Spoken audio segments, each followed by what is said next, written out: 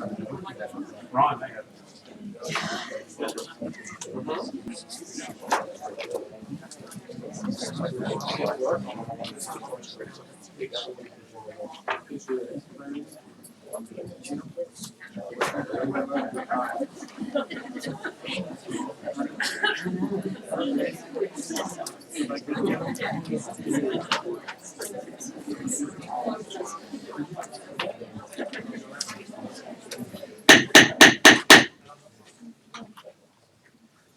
good evening and welcome to the Hoover Board of Education meeting. We are now called to order. If you choose so, would you please join me in an invocation given tonight by Berry Middle School student Lauren Grace Gerganis.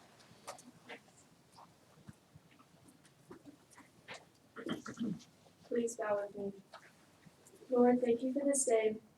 Thank you for all the blessings that you've given us. Thank you for these board members and the unique leadership gifts you've all given them to step up and help lead our school system. I pray that you will give them wisdom and discernment in making decisions. I pray that you will give them peace in making hard decisions, that you will lead them to make the decisions that you would have them make.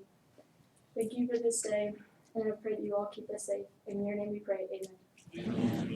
Would you stand and honor our country with the pledge of allegiance, please? Pledge allegiance.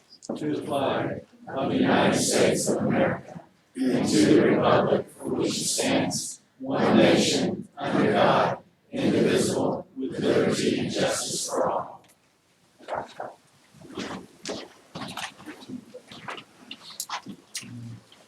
I had the opportunity several weeks ago to attend See You at the Pole at Berry Middle School and heard Lauren Grace give an invocation there, and so impressive. I asked her to come join us tonight, and I'm so thankful that she did. So let's give Lauren Grace a round of applause.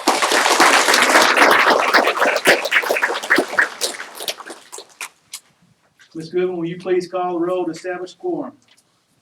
Mr. Presley. Here. Presley. Mr. Earl Cooper. Here. Mr. Craig Kelly. Here. Mrs. Jill Gaines Beach. Here. Deanna Bowman. Here. Thank you. We have a quorum. Board members, you have before you the agenda for tonight's meeting. Do I have a motion to adopt this agenda? So moved. Do I have a second? Second. All in favor? Any opposed? The agenda is approved. We'll now have our time of recognition, and I'd like to begin that if I could. When you walked in tonight, you noticed something different about our boardroom. Since this room was used as a boardroom, it has changed multiple times. It started off that the board table was at that end, facing this direction to where the screen let down, and the board members could see what was put on the screen, but the audience couldn't. So then we decided to move the board table here so you guys could see, and then we couldn't see. So as technology has advanced and we started our live stream several months ago, we took the opportunity through Mr. Brian Phillips and his department's leadership to update our live stream cameras. So we now have 2 cameras. I do have a remote control up here, and that camera will be able to spin around, and I can shine it on any of you. So just remember that if you go to sleep. But thank you, Brian, for our big screen now that hopefully everybody will be able to see very clearly in the back, and then we have a screen here that will allow us to see, and we don't have to move to the front row or duck out of the way of the projector. I also would like to take just a minute to recognize my fellow board members. First and foremost, each one of us are parents. Before we're board members, we're parents. When we had the holiday fall on the second Tuesday of this month, and we had to change our board meeting date, we had tons and tons of conflicts. But these guys are making some sacrifices. Mr. Cooper was in Augusta, Georgia about 45 minutes ago. Ms. Beach is running her husband's campaign for a district attorney. She has a child that played in a football game that she left Vestavia Stadium about 6 minutes ago in order to be here. And we won. Always good to beat Vestavia. And we'll talk about this a little later on, but last month, we're required by law to have 2 hours of whole board training. We've done that in the past where we brought people here One was to help us conduct a superintendent search. One was for a CSFO search. But about 4 weeks ago now, all 5 of your board members, your superintendent, and 7 teachers from our schools, 4 from Hoover and 3 from Spain Park, we all took a vacation day to go to Florence to attend their Fine Arts Academy seminar they had. So it's not just coming here on one night a month to have a board meeting. These guys are committed to making our system the absolute best that it can. And I want us to give these guys a round of applause for their commitment.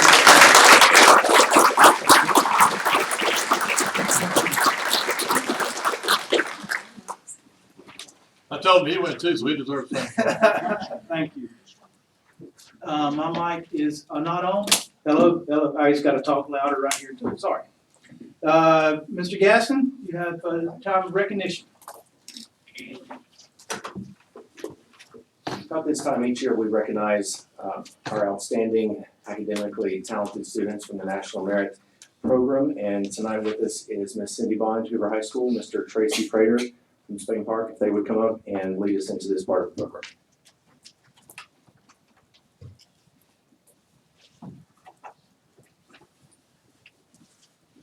First of all, I'd like to thank the board for having us here this evening to recognize some wonderful students. And this is always an exciting time. We get to recognize our National Merit semifinalists, who we are certain will go on to become finalists. But they've achieved National Merit semifinalist status at this point. And what that means essentially is by virtue of their PSAT score that they took last year, around this time actually, we're going to be giving the PSAT on Wednesday to Hoover City School students. But they scored out of 1.6 million students who entered the scholarship competition. The field's narrowed down to 16,000 semifinalists. And we have, in Hoover City Schools, we have 10 semifinalists this year. 4 of those from Spain Park High School and 6 of them from Hoover High School. And I'd like to ask Mr. Gene Grosso, our principal, if he would, to come forward to make a presentation of certificates to recognize the students from Spain Park. First, we have Avi Aurora.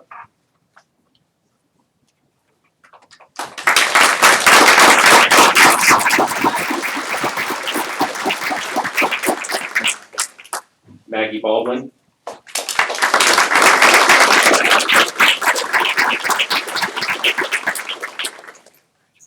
Jack Duckshaw.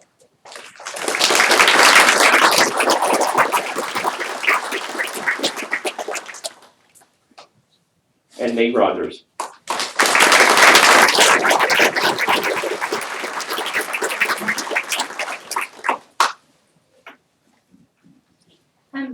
Thank y'all for having us tonight. Mr. Prater did a wonderful job of introducing what these students are being called forward and recognized for this evening. I would like to add just a little bit to that. You can push the pause button on your remote control, Mr. Presley, if you want to in a minute.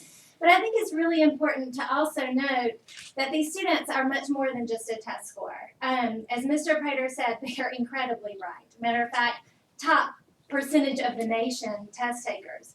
But as we have the privilege of getting to know the students, they're also musicians and artists and engineers and future doctors and lawyers. And I mean, it is truly, I can promise you that are here tonight, the best of Hoover and Spain Park High Schools. I think we're going to also hear and be able to find recognition for other students tonight. And I'd say any student in a system as large as ours that gains the type of recognition that brings them to a board meeting, and they get to sit and stand in front of our board members who are here working, giving up their time and their efforts to provide opportunities for them. It's just an outstanding night, and something we're really excited to be able to participate in. So, Mr. Hewlin, will you please come forward as well? And we also, after we award our students their certificates, we want to have, obviously, all Spain Park and Hoover students stand up in front of us together. But then we're going to ask our parents and invited guests of our students to also stand so we can applaud your efforts as well, because we know it takes lots of help from home as much as it does from the work from the students. So beginning with Hoover High School National Merit semifinalist, Evan Chambers.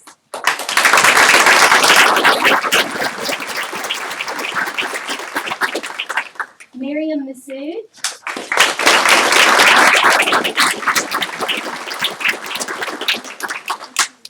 Jacob McDowell.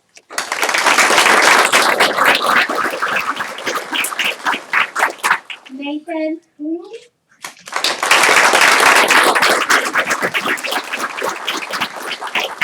Anish Pathak.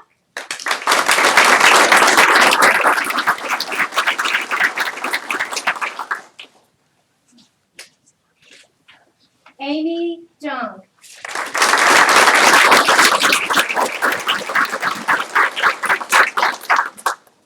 Let's give all these students a round of applause.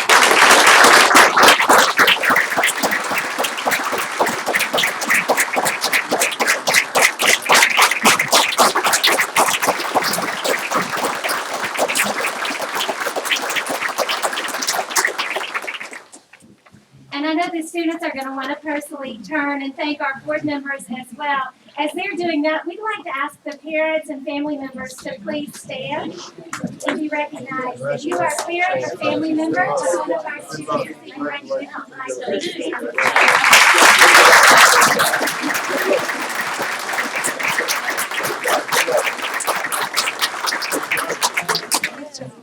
We congratulate the parents tonight too, because this does mean usually money in the pocket. Okay, for college. Great job, good luck. Good luck, congratulations.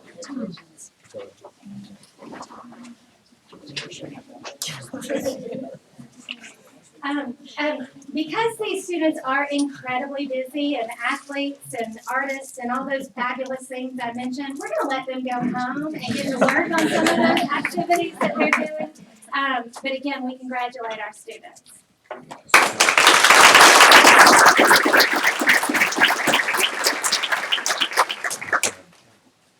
All right, thank you, Ms. Bond and Mr. Prater. If Mr. Joseph Hutchings and Mr. Wes Cable will be making their way up front. Our next group to honor tonight will be the Hoover High School mock trial team.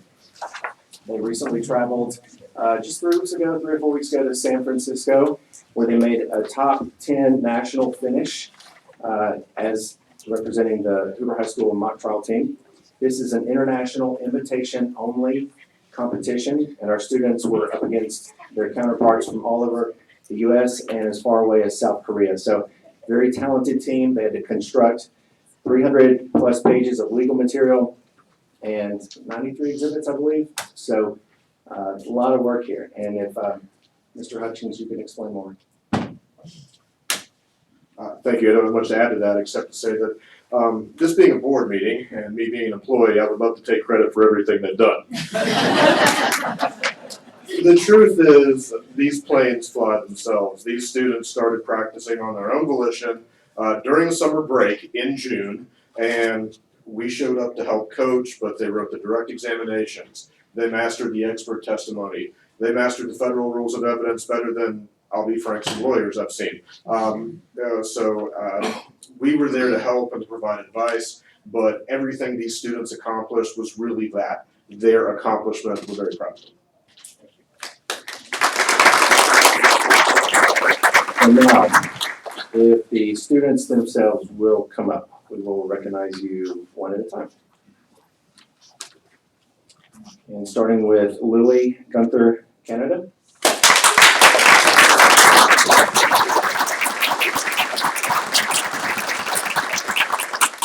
Christian Hatcher.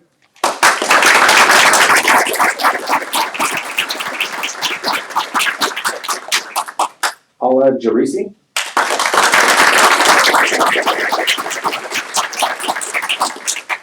Anna Claire Johnson.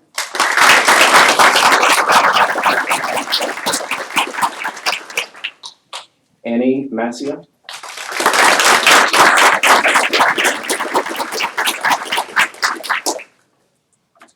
Anna Mathali.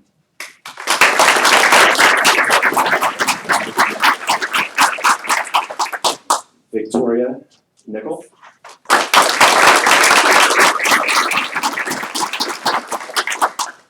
Sydney Thomas.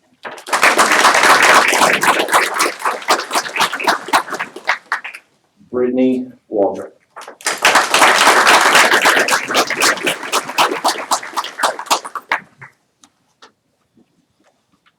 we'll get Mr. Cable on the other side and we'll do a good photo. And is there anything you'd like to add? Joseph Phillips is here. What do we got? Joseph's here, Joseph.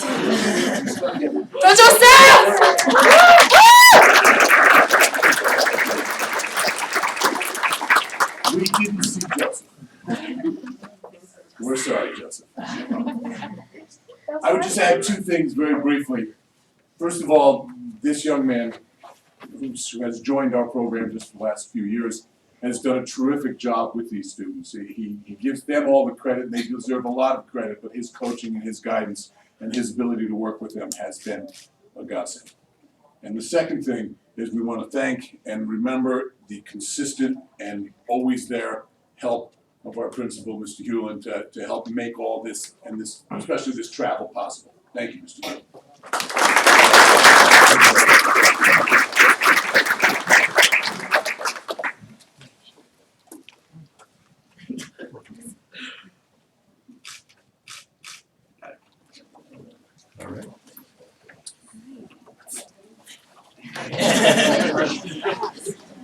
Congratulations. Good luck in the future. Wish I could be there. That's great.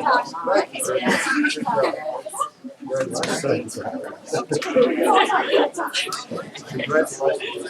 Good luck in the future. Thanks so much. Good deal. Good luck. I want to put you on TV, all right? Congratulations. Thank you. Great job. Good luck in the future. Thank you so much. Great job. Good luck. Couldn't do it without you, man. Thank you very much.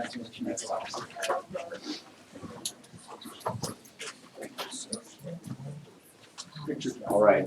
Our next honoree is Miss Raquel Lieber, Deer Valley Elementary School. If she would be making her way up. Ms. Lieber was awarded the 2016 Award of Exceptional Service by the Alabama Library Expo just a few weeks ago. She has more than 17 years experience in education, I believe we discussed prior to the meeting. A lot of it recently, of course, in library science. And she was recognized for her contributions to this field, so we congratulate her tonight.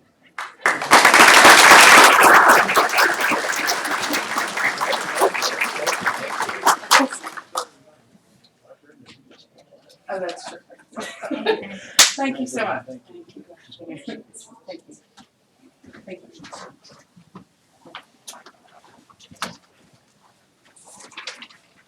Okay, for this next portion, we have proclamations, and Dr. Murphy will come to the podium to administer those.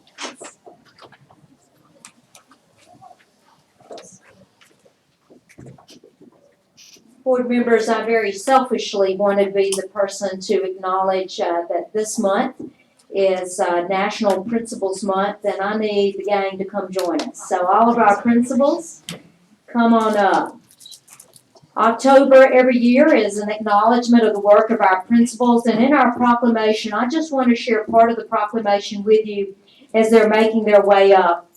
Principals are expected to do lots of things, and I want to just name a few of them, and we could probably then get them to cite another several hundred, but this terrific group of folks, they're educational visionaries, they're instructional leaders, assessment experts, disciplinarians, community builders, public relations practitioners, budget analysts, facility managers, special programs administrators, guardians of various legal matters, contractual policy mandates, and all kinds of initiatives. And we entrust them with the education of our children and the development of young people as a valuable resource to our future. I have often felt as an educator that this is a calling, that this is a mission. And I am so glad that each of you answered the call to be on the same mission. I am so honored to work with you, privileged to be a part of your leadership. And so thank you for all of the work that you do in our school district. Board members, I respectfully ask that you proclaim October as Principal Month in Hoover City Schools. I'm going to start with Tamla Maddox, Dr. Maddox, and I just, in case these folks don't know you, just give us a quick name in your school, just in case we have guests who do not know you. Tamla Maddox, Bumpus Middle School. Kara Scholl, South Shades Crest. Don Hoover, Hoover High School. And I'm Chris Rodden, Berry Middle School. Larry Jean Grosso, Spainport High School. Wayne Richardson, Deer Valley. Jeff Single, Green Valley. Scott Mitchell, Brock Scott Intermediate. Alice Turning, River Chase Elementary. Stacy Stocks, Greystone Elementary. Julie Feltham, Shades Mountain Elementary. Kimberly White, Gwen Elementary. Terry Lamar, Bluff Park Elementary. Quincy Collins, Trace Crossings Elementary. Let's give them a big hand. Thank you so much.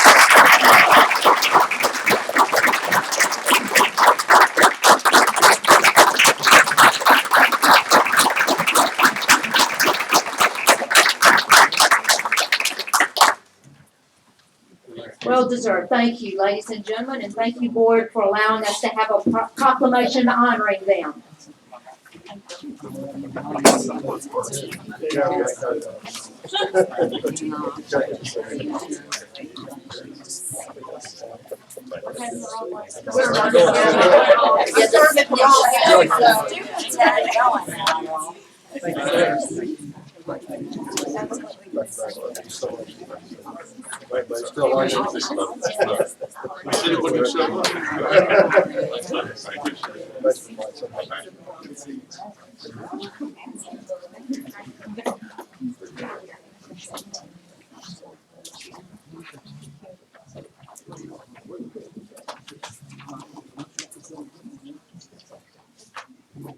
Board members, I'd also ask that you allow us to proclaim October the 17th through October the 21st as Alabama School Bus Safety Week. This is a state recognition also, and I'd like to ask Jeremy Bradford to come and join me. And if we have any of our other transportation personnel with us, would you come join us if there are others in the room with us? Board members, there are over 350,000 Alabama elementary and secondary students that are transported every day on buses. Here in Hoover schools, we transport over 6,500 every day. And of course, at the end of the day, safety is of utmost importance. We're all about education, but as parents and as community folks, obviously the safety of our children and that safe travel to and from school is so critical to us. Mr. Bradford, I just want to thank you for your leadership in the transportation department and to all of our bus drivers and other transportation employees who help us keep those buses running. Thank you so much, and we want to honor you and your department this evening with a proclamation from our board acknowledging this as School Bus Safety Week. Thank you so much.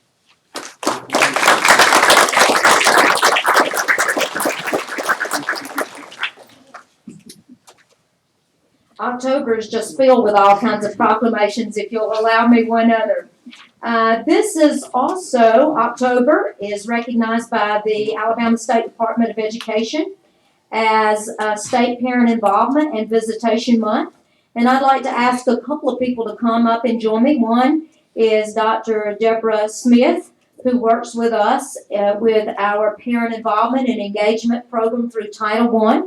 And I'd also like to ask Shelley Shaw if she would come up. She is the director and leader of our HPTC, Hoover Parent Teacher Association. And so, board members, again, I know that we all acknowledge and recognize the importance of parent involvement and parent engagement. It's so important for us to build those critical relationships. We want our parents to become even more involved and even more engaged in the process of their children's work. What we do know is that it is research-based, that the more engaged parents are in the education of their children, the higher the achievement of those students tend to be. And so thank you so much to all of our parents for helping us bridge that gap between home and school. Your role is critical to us, and we want to thank you. And again, asking the board this evening to acknowledge the commitment of all of our parents and the engagement of our parents through a proclamation for acknowledging this month as statewide parent involvement and visitation month, and specifically for us in Hoover City Schools. Thank you.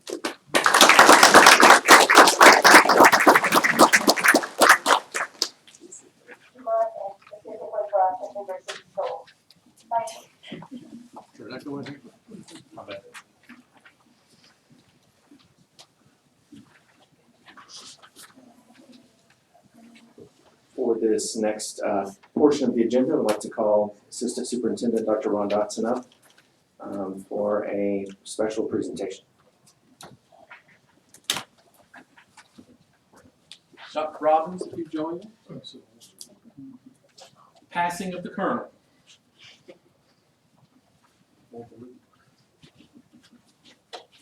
With the recent sale of the what we refer to as the old Berry Middle School, which was originally W.A. Berry High School, our first high school in the new Hoover City School District, 1988. Along with the occupying of that building at the time came this lovely portrait of Colonel Berry, which hung there in the office or the library since the building was erected, or sometime in the 1960s. We heard from the family. The family heard about the sale of the building and asked about the disposition of the portrait of their great-great-grandfather at this point in time. And they asked that the portrait be passed on to the Newberry Middle School to carry the legacy forward of W.A. Berry. So Dr. Robbins, you have the Colonel.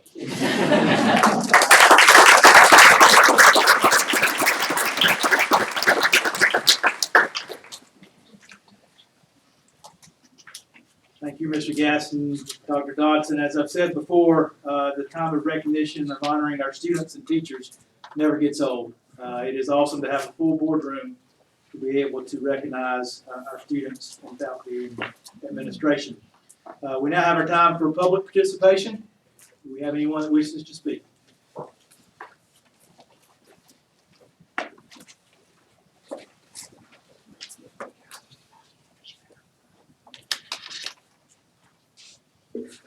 I'll be brief. About a year and a half ago, you guys allowed me to come and speak to you. We were kicking off a nonprofit organization that's called Hoover Help, and our mission is to help meet the basic needs of the children in our community. And many folks didn't know that there were a number of kids in Hoover and in every community there that are considered food insecure. And what that means is the children get their best meals at breakfast and at lunch. And many don't have enough food when they go home over the weekend. So a couple of faith-based organizations in our community have been running backpack feeding programs for a number of years. And what we set out to do about a year and a half ago is replicate the good work that they've been doing. So because of the great faculty in the schools, the corporations in our community, faith-based organizations in the community, and the generous people of Hoover, we have backpack feeding programs established at all the elementary schools. There's one elementary school that's suspended their program temporarily, and all 3 middle schools, and we've got some pilot things going on at the high school. So I just wanted to, I promised about a year and a half ago that I would come and update you guys on the progress. So there's roughly 379 children that are currently being helped with food on the weekends. And open for any questions if you guys have any. Mr. President, may I speak? Yeah, absolutely. If I've been to a couple of the schools and seen this. This is a very, very worthy program, and you're welcome to elaborate with the President's permission. The local churches that are helping and describe kind of how it's done. I mean, I've been to the schools to see. And some of these children don't have food when they get home, or they have to go somewhere and try to get it. Or they might not have it on the weekends. It's discrete type way where these kids can pick up a backpack, and correct me if I'm wrong, because we may advance, and they can take food home with them. I believe you have a way of doing gift cards under some kind of control, so please explain. This is Well, they're all unique. You know, the faith-based organizations have limitations on what they can do. The school has a method on how they want to execute the programs, but generally, the food's delivered on Friday. The teachers know how many children they have in their class. They pick up a couple of bags, and during recess, they discreetly put the bag of food in the child's backpack. So it's things that change a little bit since I've seen it. it's things that the child can make on their own. You may have, if you go to church, your local church may mention this. I mean, several churches in the area are doing this, so you may hear it brought up in church. So it's just very worthy cause, and thank you so much. And this is a real big deal. Thanks. I have to say something because I didn't understand. I talked to Brad the extent of this. He really doesn't understand either. None of us really do, because some kids, it's hard to ascertain who will participate, who won't, because there's social implications and all kind of things. And it's gotta be done correctly, number one. But when you think about you, yourself, or your kid not having enough food when they go home at night or on weekends, and then trying to come to school and learn, it's a very different situation than most of us are accustomed to. It's very difficult for the teachers and administrators to really help those kids because they're distracted by something that's a basic need, that is food. Now, I will say this guy and his wife, it's a personal mission for them. They don't do this full time. They set out to do this, and it has grown. And I always thank you every time I see you. Thank you and your wife for taking this on. I mean, you're doing it, it's amazing. And I'll say this, the principals and the faculties at the schools, they're the ones doing the heavy lifting, and the folks at the churches and the faith-based organizations are literally going and buying food, packing it up, and they're delivering it to the schools every week. So it's the community that's kind of rallied around this. And I would encourage anybody who has, you've got a whole campaign kind of going on. Mm-hmm. HooverHelps.org. Just log on there and do what you can, because what is it per week? It's Happy Meal a week equivalent or something? Yeah, it's about $200 a year to feed a child, about $5 for every weekend. Thank you for the opportunity. Thank you. Thank you.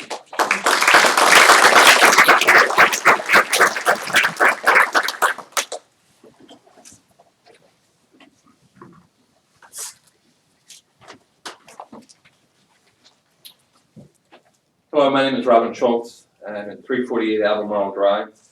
I did not know who was going to precede me in the public participation, but perfect segue. 2011, we started an organization called Learn and Be the Light. What it does is it provides computers to children who are on a free or reduced lunch program in Hoover City schools. Over the last 5 years, we've given away a number of computers, but at times, as Mr. Cooper said, sometimes it's not easy to give away a computer in the city of Hoover, as difficult as that may sound.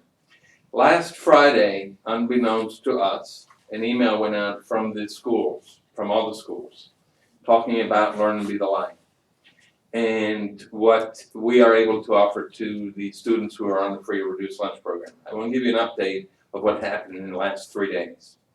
The phone hasn't stopped ringing.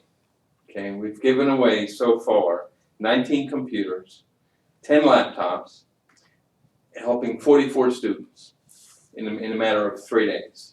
We have enough computers available to continue on that pace for quite some time. And so I want to thank the counselors who got the word out. We've been looking for a way to get the word out. This was a great way to do it, is the email. The one thing that we are saying when we bring the computers out is we're encouraging, the laptops go to juniors and seniors.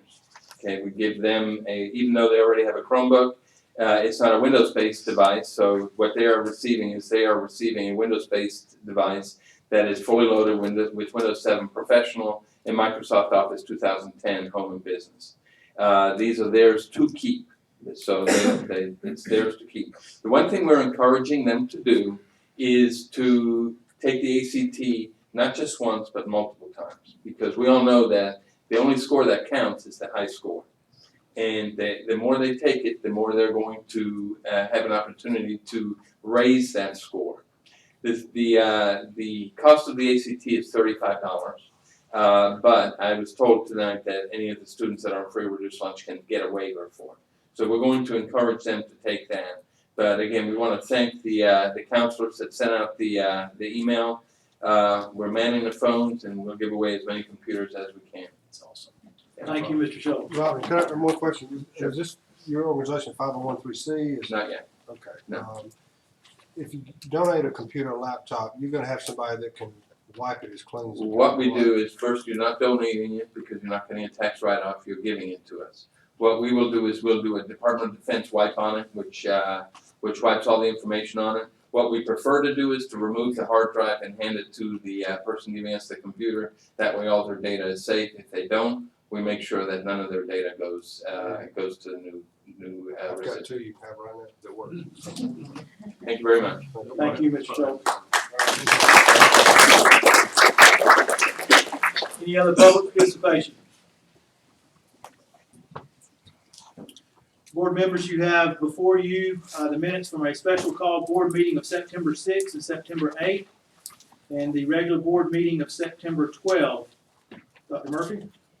Board members, I'd like to recommend your approval of the budget hearing meetings, which special called on September the 6th and the 8th, and the regular scheduled board meeting on the 12th.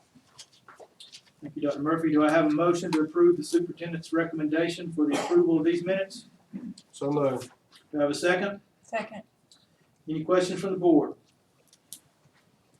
I have a motion and a second. All in favor? Any opposed? The minutes are approved. Next item on our agenda is personnel actions. Dr. Murphy? Board members, you do have in front of you the report for personnel. This report includes the employment of 20 people, for the most part replacing positions, 2 transfers, 7 change of status, 6 requests for leave of absence, 16 resignations, 2 retirements, 1 termination, and a request for 2 bus driver subs to be approved for the insurance purposes. I'd like to ask that you approve the personnel report, please. Thank you. Do I have a motion to approve the superintendent's recommendation of the approval of personnel actions? So moved. Do I have a second? Second. Any questions from the board? Not, I have a motion and a second. All in favor? Aye. Any opposed? Personnel report is approved. Next item on the agenda is business actions. Dr. Murphy? Board members, you have in front of you the September 2016 payroll amount for $7,065,743.13 to be exact. We also have in your packet for you August financial report. I am pleased to share with you that year to date, the 2016 general fund expenditures are $2.2 million less than the comparable period for 2015. But you have other supporting documents in front of you. Thank you, Dr. Murphy. Do I have a motion to approve the superintendent's recommendations for approval of business actions? So moved. Do I have a second? Second. Any questions from the board? Any questions from the public? Having no questions, I have a motion and a second. All in favor? Aye. Any opposed? Business actions are approved. Next item is surplus items, capital assets. Dr. Murphy? We have 8 buses that are no longer in use, and nor are we receiving any funding for those buses from the state. Those 8 buses include 1 bus that is a 2000 model, 6 buses are a 2001 model, and 1 bus is a 2002. I'd like to request that we be allowed to surplus those 8 buses, please. I have a motion to approve the superintendent's recommendation of the approval of the surplus items and capital assets. So moved. Do I have a second? Second. Any questions from the board? Questions from the public? Having no questions, I have a motion and a second. All in favor? Aye. Any opposed? Ms. Gould, I'd like the record to state that I have abstained from voting on this action item, please. You the bus shall do. Thank you, Mr. Cooper. The surplus items for capital assets are approved. Next item would be on the agenda, the copier bids. Dr. Murphy? Board members, I am pleased to get in front of you a bid for copiers. We know that this has presented a challenge in some of our schools. We would like to propose your approval this evening of the Kyocera Company providing us support for our copiers. I wanted to share just a little bit of information with you. We have been in earnest looking at the copiers in our school district. We've had such a hodgepodge of things from copiers that we lease to copiers that the schools lease. We have some copiers we own and some copiers that the school owns and some copiers that are just in a corner and perhaps not usable. But we've been in earnest trying to get a handle on our copiers. We have 79 copiers that we've identified in our school district. We have 4 different vendors that we're currently using with copiers. We make 2,027,000 copies a month in our school district. That's about 144 copies per student per month, just as an additional remark.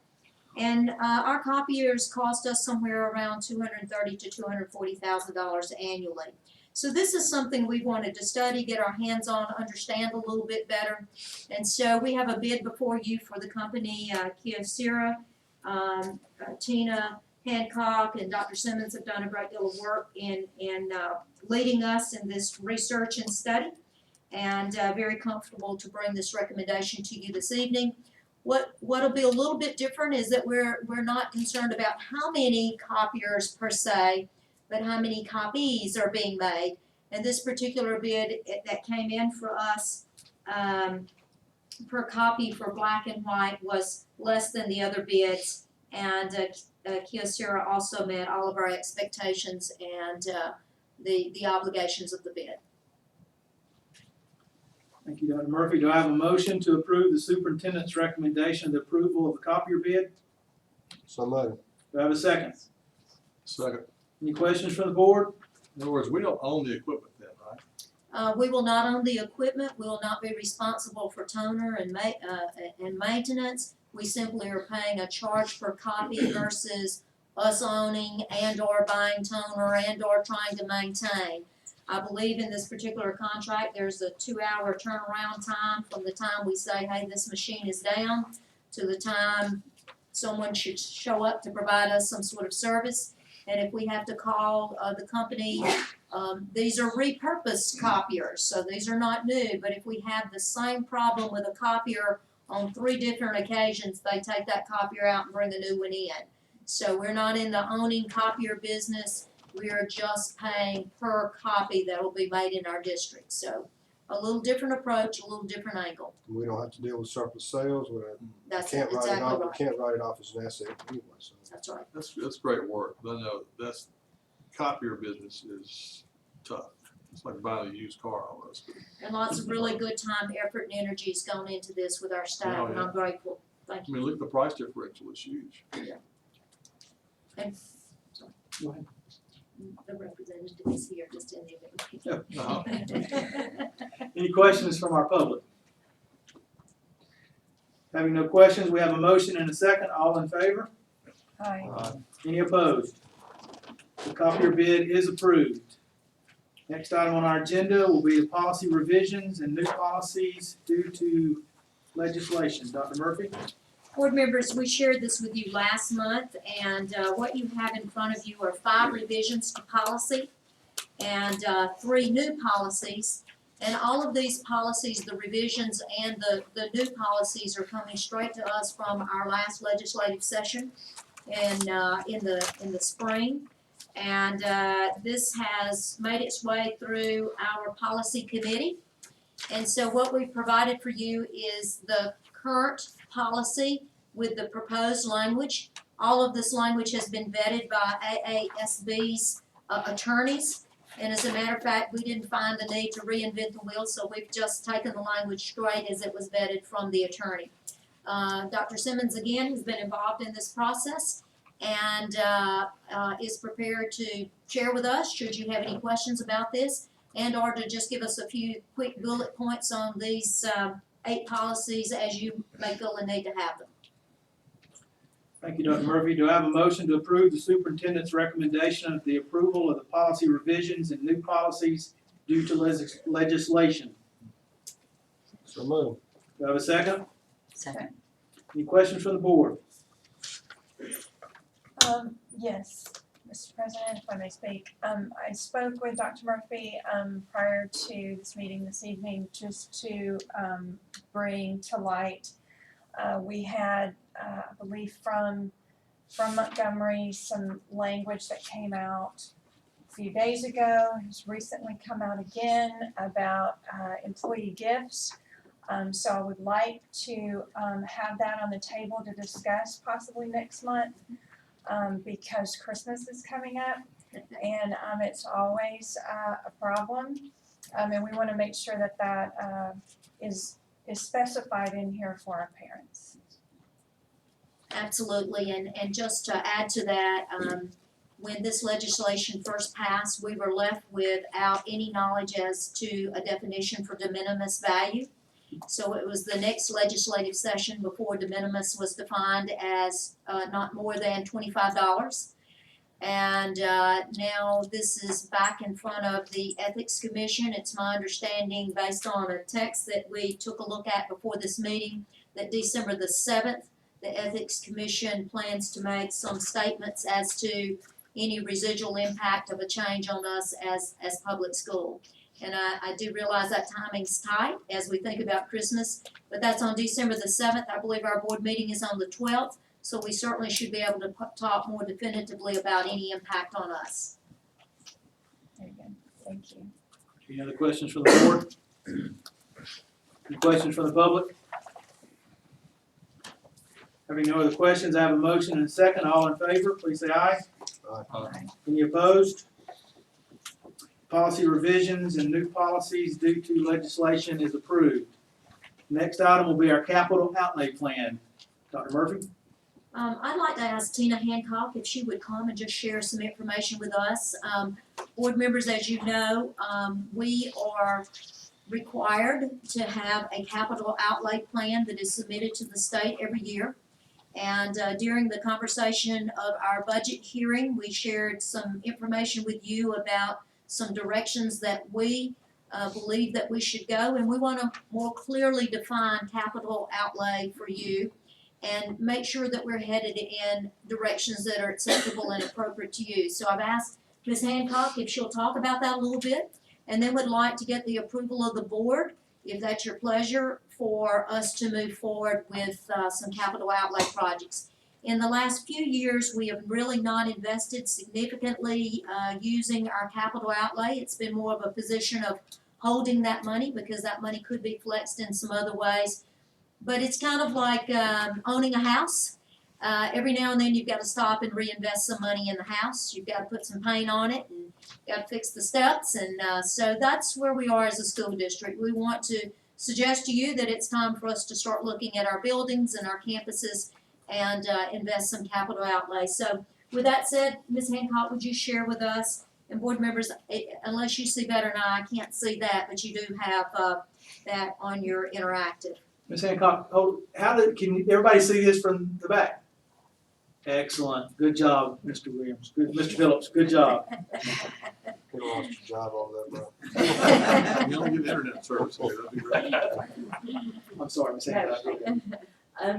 Let me just explain quickly. We do receive an allocation from the state for capital outlay, and that allocation is in the midsection of the presentation there for $2.8 million. What we have proposed in the budget, as you saw when you saw the budget presentation, was some things that had to do with HVAC.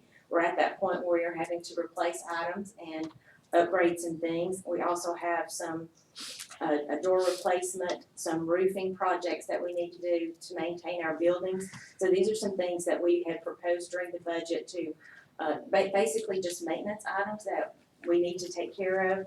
So with that total of 2.9, we have a reserve sitting there of 2.7. When you add that with the capital outlay, we have $5.5 million there for the year. We are proposing to spend out of that capital outlay allocation $2.9 million.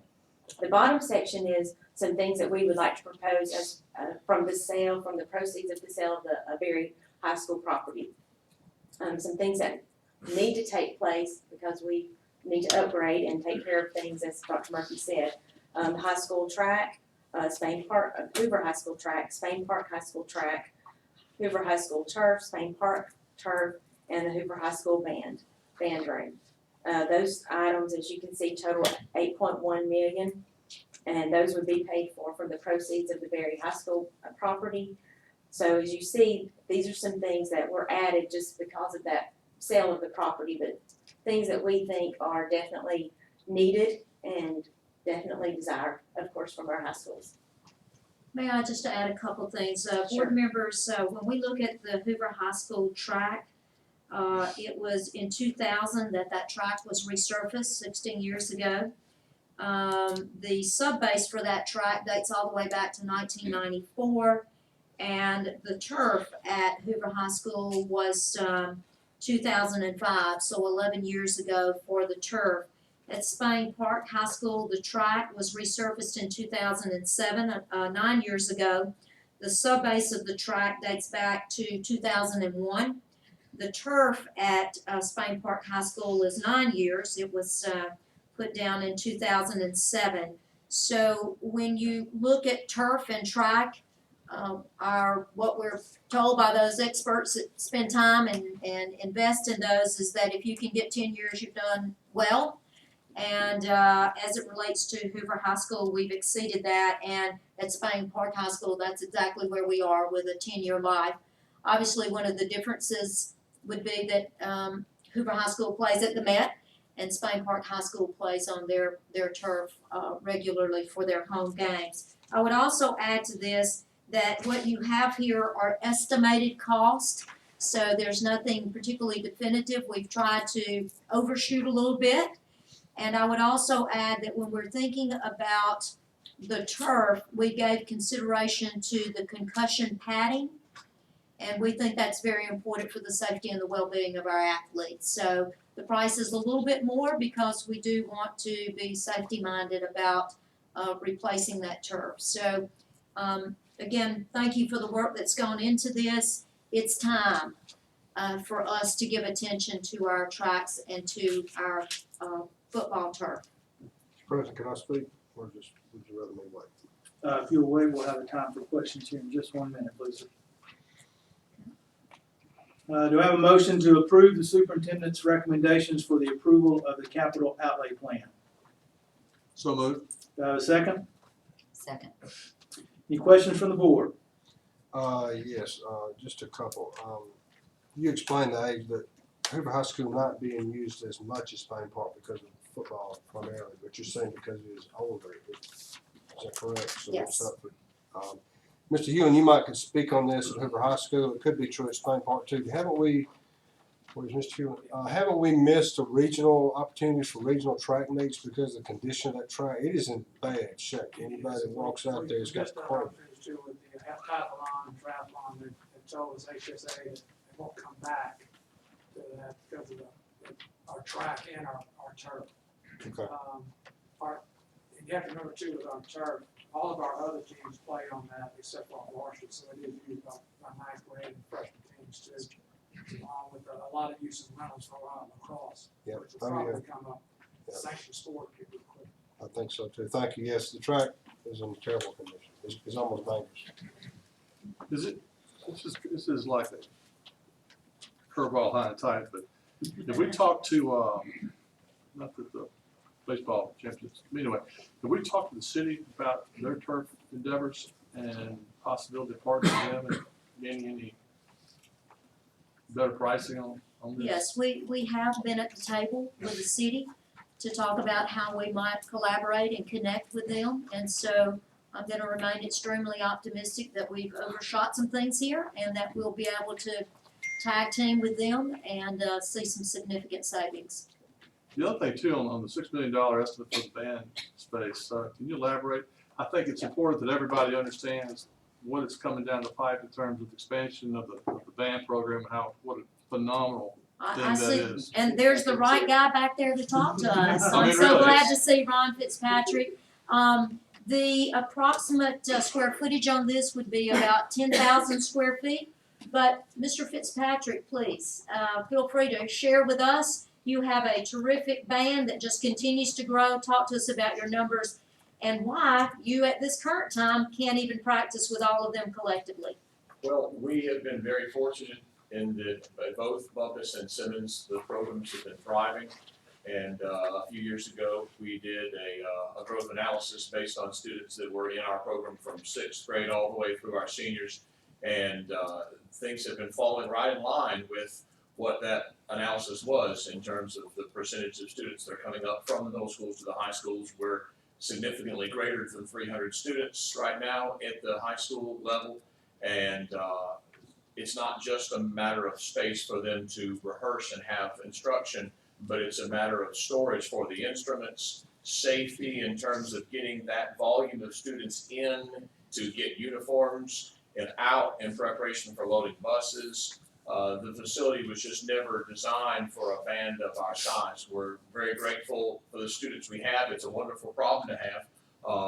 We had our middle school night just last Friday night at the ball game against Vestavia and had our students from both Bumpus and Simmons there, kind of sharing in the experience with our high school students. And there were over 500 students playing instruments, supporting our school. And so, you know, we're just, you know, eager and excited to be able to meet the needs of these students and be able to provide the kind of space that's going to allow for the continued growth, because it's not just capped right now. We're going to continue to see 30 to 40 students more in the band each year for the next 3 to 4 years based on our current middle school enrollment.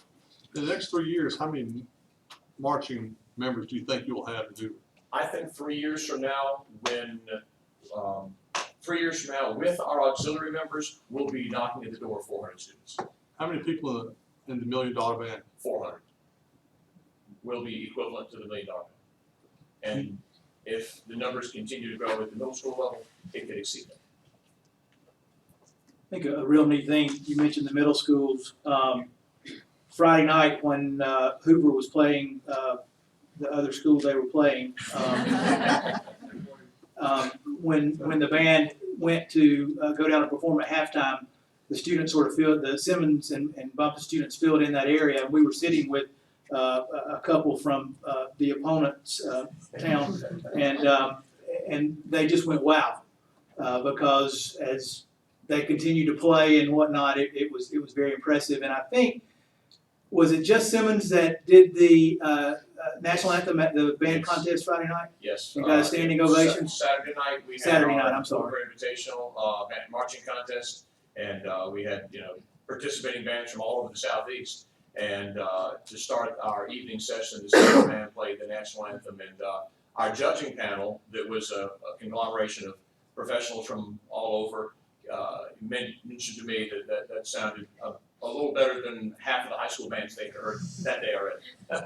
So, Mr. Fitzpatrick, you did an excellent job, I think, in May of 15, providing us with a spreadsheet with the growth. I think you've been on target, and I can assure you it's still in my folder and been looked at often. So we hope this takes place. yes, sir. Thank you so much. The students and the parents of the Hoover band have been fantastic, and just continuing to push forward and taking advantage of all the great opportunities we have in music education, and I'm proud to be a part of it. Now, we're expecting to see something similar to Ohio State's marching band here pretty soon.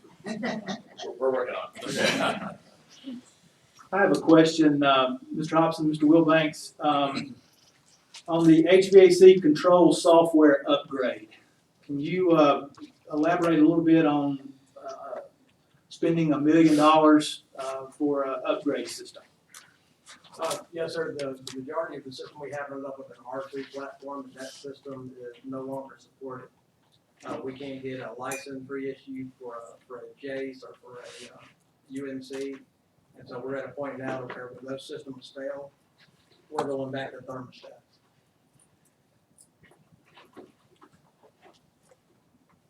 Okay. Well, I had to trust you on that one. I don't understand what R2. It's the platform that the control system runs off of, and when we had our last control upgrade, I think that finished out in 2011. We were at the end of R2. R2 was at the end of its life, and at that time, nobody really realized that the manufacturer was radically supporting it. Soon after we had that control upgrade, I will say after we did that upgrade, we were able to cut the kilowatt hour usage across the school system by 11 million kilowatt hours. So it's definitely worth maintaining that system. How long will this one last, do you know? It's working off of Niagara 4, which is right at the very beginning of it. So I would say we would be with this system for at least 10 years. Is there any ongoing contract or guaranteed renewal? Or, and I'm like Mr. Presley, it gets over my head quickly. We own the system. But the software required, what we're replacing here, you're saying 10 years and that's more than reasonable? Is there any contract that would be, that they would upgrade the software or whatever this is? Well, with the Niagara 4, we have to buy a three-year service contract with them, and that gives us upgrades for 3 years. And that's something that Niagara themselves implemented. So for the next 3 years, we can even buy into a 5-year maintenance contract, and they update that software and keep it up to date every time they do revisions. Well, going from an R2 to Niagara 4, I think is a great deal. Very exciting. That's right, it's a holiday. Any other questions from the board on the capital outlay plan? Yes, sir. I'm sorry. Is the service agreement you mentioned in this $1 million price, or is this an Yes, extra ma'am. cost? Okay. It is figured in this.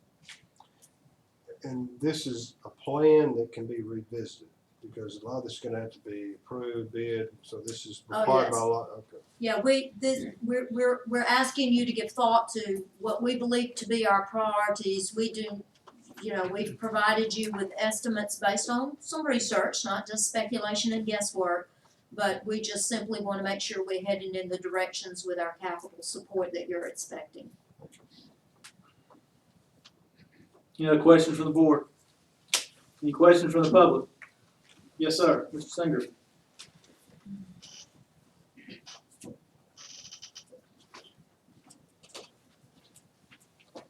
Ronald Singer, 613 Riverhaven Place.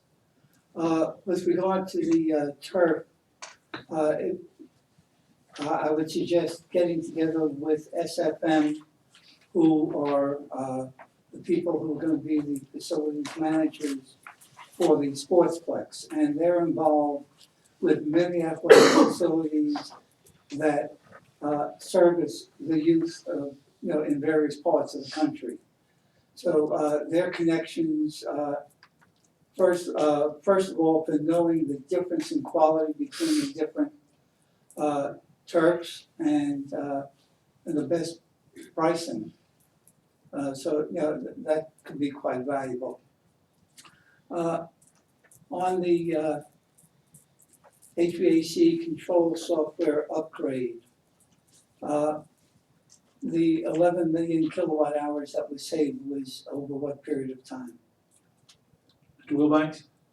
That would be from 2011 to, I think, 2015 school year, 2014, 2015 school year. Because, at 8 cents per kilowatt hour, that's $880,000 that was saved.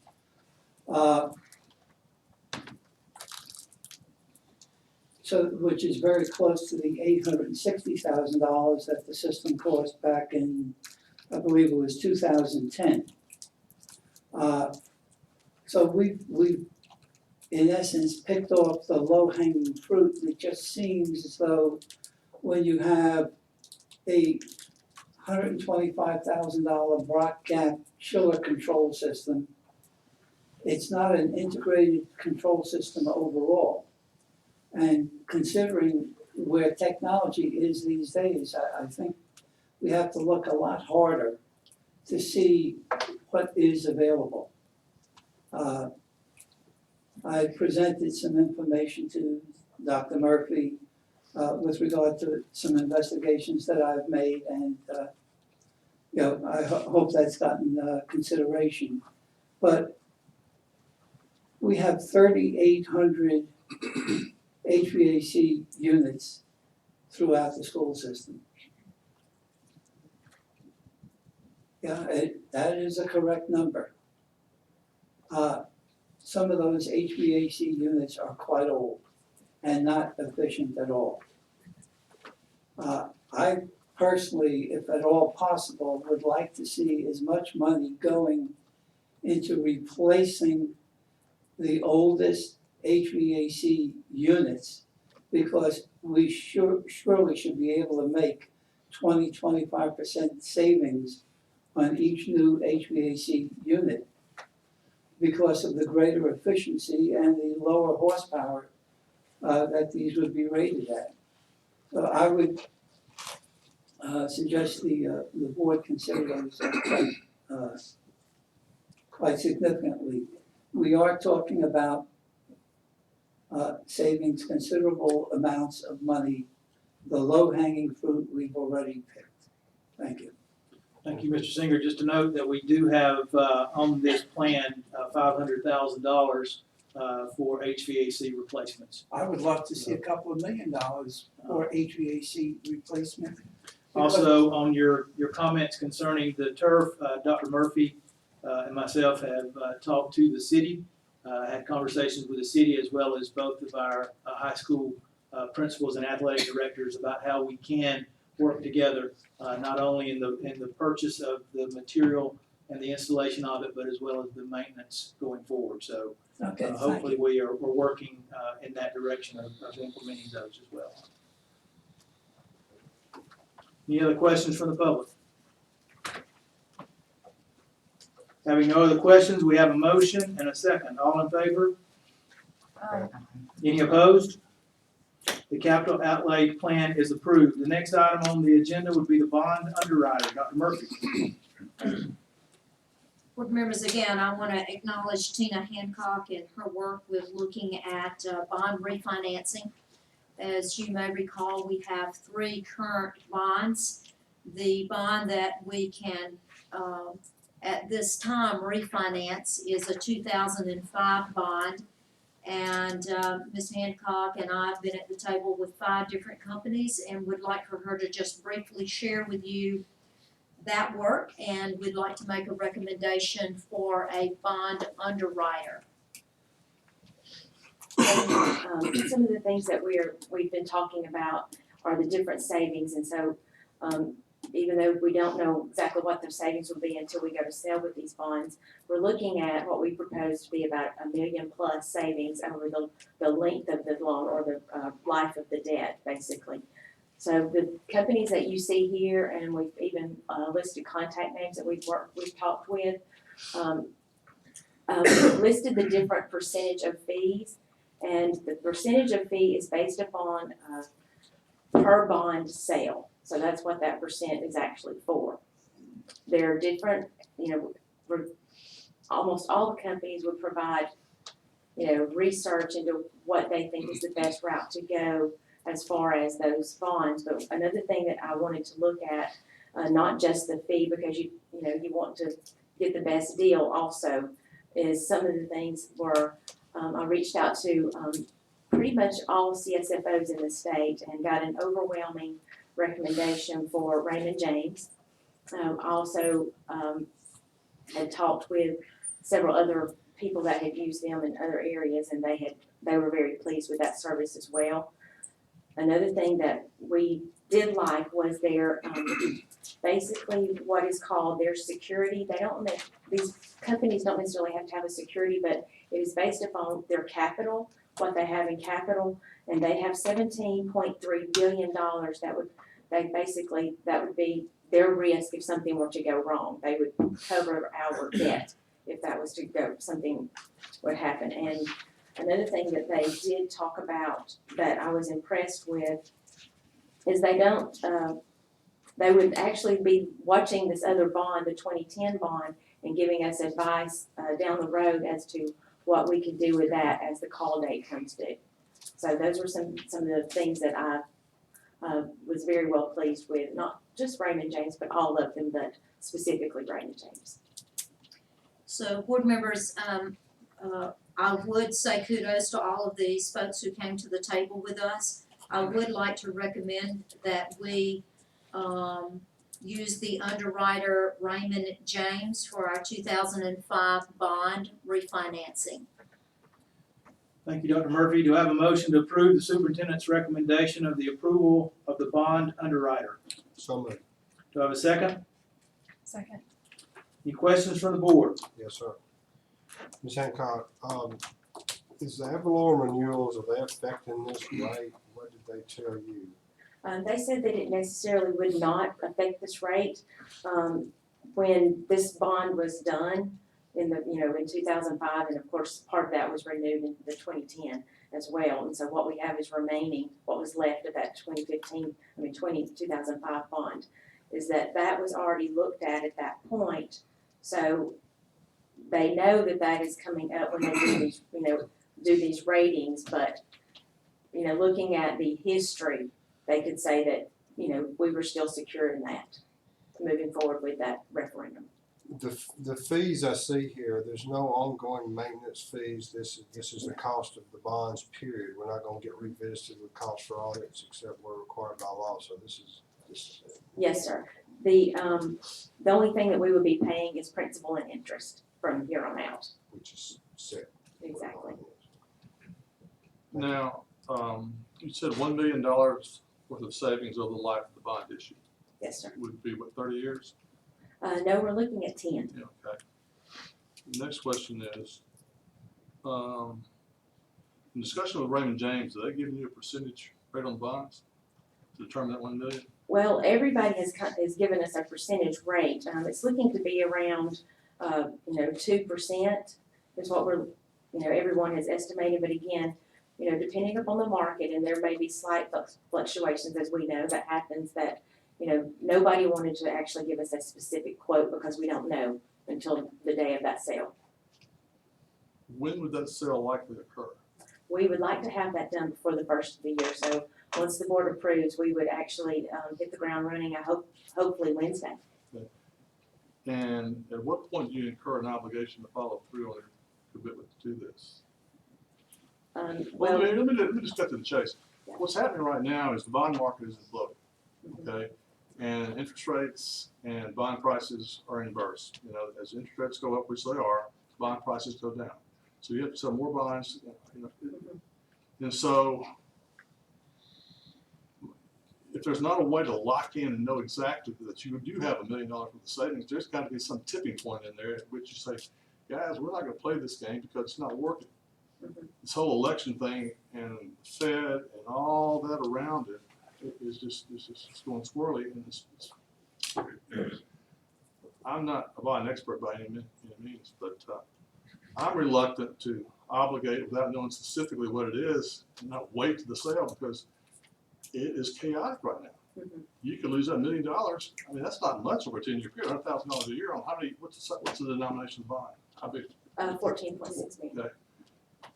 I don't know. I can't. I mean, it just leaves me a little.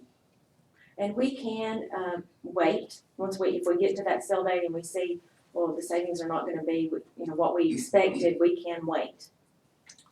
Well, the next question is, what are the costs for the bond issuance? In other words, what's it going to cost us to do this deal? That's going to be the 4% per bond, and the variance percentages there. So is that 4% of 14 million? Or principal? Well, and whatever they can sell that bond for, whatever. It's a precarious time, is all I'm saying. To me, it's the absolutely right thing to do to look at this, but it's the timing. All of a sudden, it's flipped, and I don't. That's why we were hoping to get this process going before Christmas and really before the election, because that's what we're looking at could be a major playing factor. But if you can't lock it in, you never really know where you stand, and if you could, you're going to shoot to the finish line, it may be a lot further off than I don't know. Well, Somebody much smarter than me. And the way I understand that is that we could ask the company, what is that interest rate as of this moment in this time? Based on the conversations with the 5 companies, the savings over the length of the bond was 1.2 to 1.5 million. And that's basically because they were all looking at a different time. The other variable isn't just the interest rate, but depending on the company, some companies can get a better rate than others. Raymond James, for example, was going to get as good a rate as any of the others, and better, I think, than some, because they have a $17 billion capital asset. So I guess it's would be the equivalent of going out to refinance a home. If you have the assets, then you get a lower interest rate than if you didn't have the assets. We certainly are prepared to follow the direction of the board on this. We simply felt like if it was time to pull the trigger, it was time to pull the trigger. Certainly, I felt like, just based on some of my reading research, prior to November the 8th as a possibility, but certainly something prior to the beginning of 2017. But if you can't lock it in, you don't know where you'll end up. The poster child for all this right now is Deutsche Bank. The second largest bank in the world is about to potentially go bankrupt unless the German government bails it out. Now, Raymond James would have $17 billion worth of assets, but you don't know what kind of liabilities they got, and credit default swaps and all that. I don't know but it almost would be worth paying somebody $1,000 or $2,000, a financial advisor who's a third party to tell us what really is going on, because, you know, it's like a hog looking at a wristwatch to a certain extent. You know, what people tell us, I don't know any different. We want to know what we know. And it's just,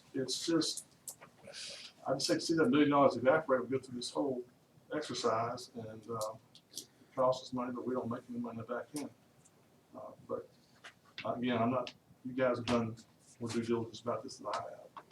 It's just a crazy time. It just flipped, definitively flipped within the last week. Yeah, another thing I wanted to mention about Raymond James is their distribution. That's why they say they can get a better interest rate, is because their distribution is larger, as far as who they're gonna sell to. Well, but I'm telling you, when the second largest bank in the world is about to go under, unless some government bails it out, nobody's safe anymore in the bond market. And one of the other things that every company did mention is they would also look at private placement instead of a bond sale and try to gauge which one would be best. Yeah, private placement would be good. Yeah. And the last thing I want to say about this, if it's a 2% bond and, you know, interest rates are already up over 1.8% right now. You know, short-term bonds get hammered right now. If you own short-term bonds, you're upside down. You lost money. So I just say I would recommend, bottom line, that we have somebody, some third party, some financial guru, somebody in the community who knows to give us a little more insight. You know, kind of look behind the curtain on some of this stuff. Because bond things is for. If you get our approval tonight, Dr. Murphy may have addressed this, we're bound by our vote to go with them at this fee schedule based on the prevailing bond rate at the time it's issued. Is that Well, correct? again, they will also look at private placement as well and try to determine what's gonna be best for us. Either private placement or proceed, you know, if that's not doing as well, proceed with the bond. Basically, the request on the table is to, allow us to go with an underwriter. And the recommendation for the underwriter was Raymond James. Not so much that we're going to pull the trigger. I know we said, yes, we had thoughts of trying to do that in front of the elections, in front of the first of the year, but it may not be the thing to do. But we need to land somewhere with somebody that we can begin to build a relationship with and to work with and have on our side to work with us and walk us through the process. So that's more the request on the table, is just to there's so many companies, there's so many people who want your time and attention, and we could probably spend now to the next board meeting bringing in the next vendor and underwriter and consultant, and but we're just wanting to be thoughtful and get the right people sitting at the table with us. And when the right day is to go, hey, let's lock in, certainly that's something that we can make sure that the whole board is informed about and is comfortable with. And there would be a requirement for a board resolution. Yeah. Well, Raymond James is highly reputable. You know, I mean, you're not selecting your brother-in-law to come out of retirement to do this. He's done it for 2 years, like some entities might have done, but that's another story. So, I mean, as long as we're not financially obligated to proceed if the thing doesn't work out because of what's going on, that's fine. And thank you, because I think you probably just said what may be critical in response, and that is, it will require a resolution on your part to lock in and go with it. So let's say the savings isn't something that is worthy and or we're scared to death. Nothing says we have to proceed. This is about trying to get an underwriter with us, watching with us, and helping us get this thing timed. All of us at the table had different thoughts. Oh gosh, should something happen before the elections? Well, maybe not, but before the first of the year. We just need some financial support as we're looking at this and walking through it. No, they are reputable.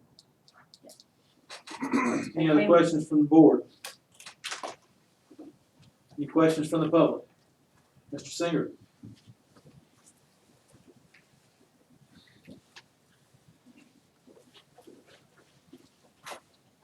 on Singer 613 Riverhaven Place.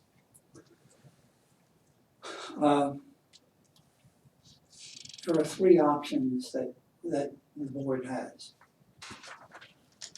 First option is to do nothing and pay $482,350 per year from now through 2025.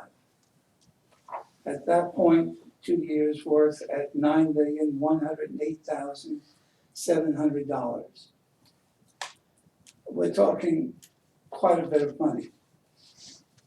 The money that, okay, the second thing would be to go out to the bond market. The current bonds have a coupon rate of something over 4%. I'm not sure the exact amount. When I heard 2%, it had me a little concerned. The city, when it went out with the $80 million bonds for the sportsplex, it turned out a very opportune time to sell bonds at an effective rate of 2.566%. That enabled them to sell bonds with a 4% coupon and only have to repay a little more than $68 million of principal. Now, there's a difference between the effective rate and the amount that we're going to be paying. But if we're going to be paying for $15 million, because we would be paying off the current bonds, which are $14.6 million, plus the February semi-annual payment, puts it close to $5 million. I'm sorry, close to $15 million. Personally, I think the third option of using the money to pay off completely this 2005 bond issue will be the best investment that the city, that the Board of Education can make. We're not making 1% on the cash that we have, that we're holding, and we have quite a bit of cash. We have quite a bit of obligations against the cash.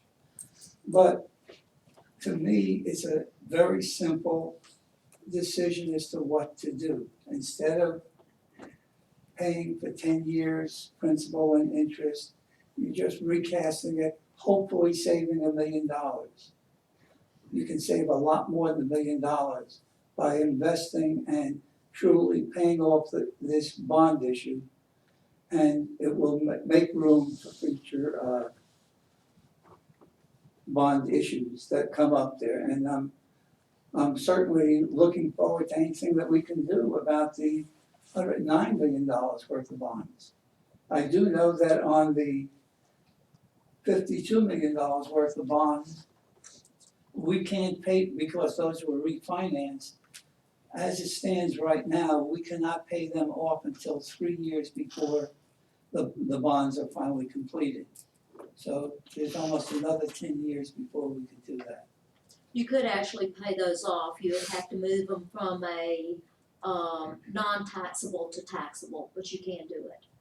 And God knows what complications come in when we're going from non-taxable to taxable, but Well, and it's certainly a reason why we chose not to follow that course of action, because we actually had some conversations and looked at the 2010 and said, what if we were to be able to refinance those? So, you know, we've thoroughly investigated and looked at the 2010 as we have the 2005. There's a fourth option that you didn't mention.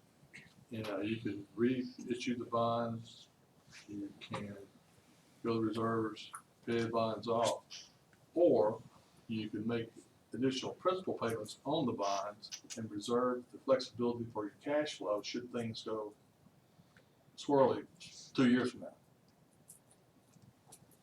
In other words, pay when you can pay additional principal and not pay additional principal when you don't want to pay.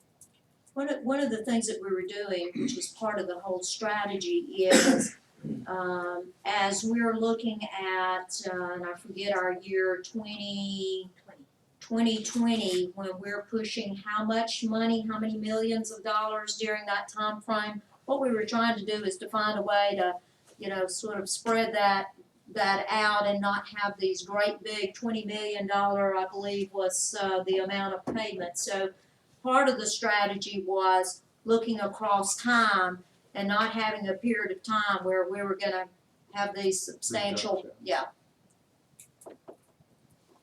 Well, it's the absolute perfect thing for you guys to look at. I mean, it's, anything we can do to better our situation. I know you've done a lot of work on it.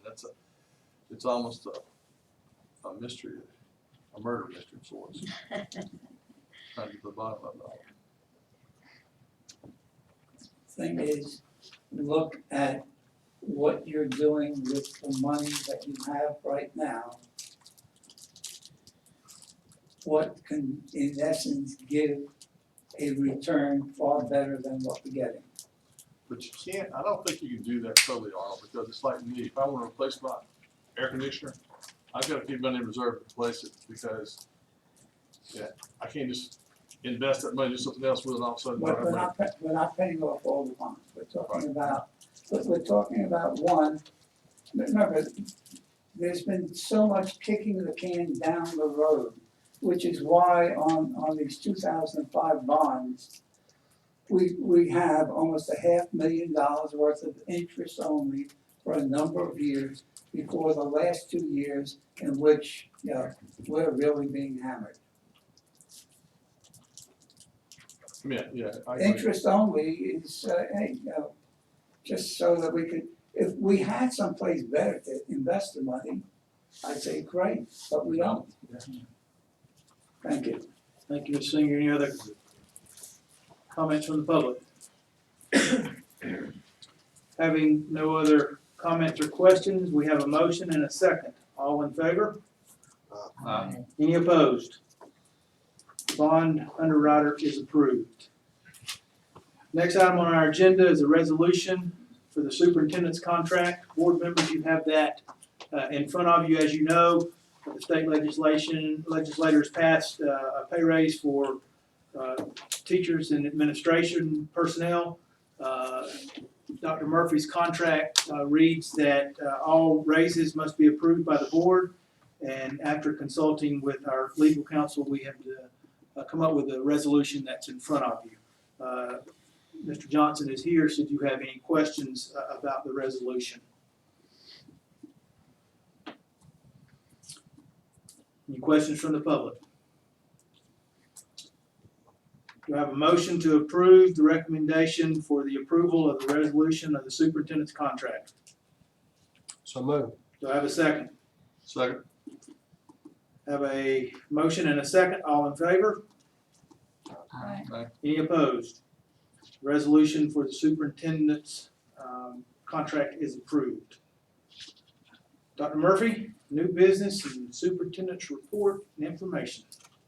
I'm gonna pitch this to Ron in just a minute, but I do want to give you just 2 or 3 announcements. One, March the 7th, 2017 is when the school tax renewal election will occur. That was earlier set for the November ballot, then it was pushed out, I believe, to February. And now it's March the 7th. This will be a special election. It is school tax renewal. It'll be the only item on the ballot. So that's another change that we want you to be aware of. Nothing that we're changing, but is simply, I believe, probate judge's decision. Also, on October the 20th, we have an annual report that is due to the court regarding unitary status. Twice a year, we're required to report to the court. One is once in October, and I believe, Ron, the other's in February.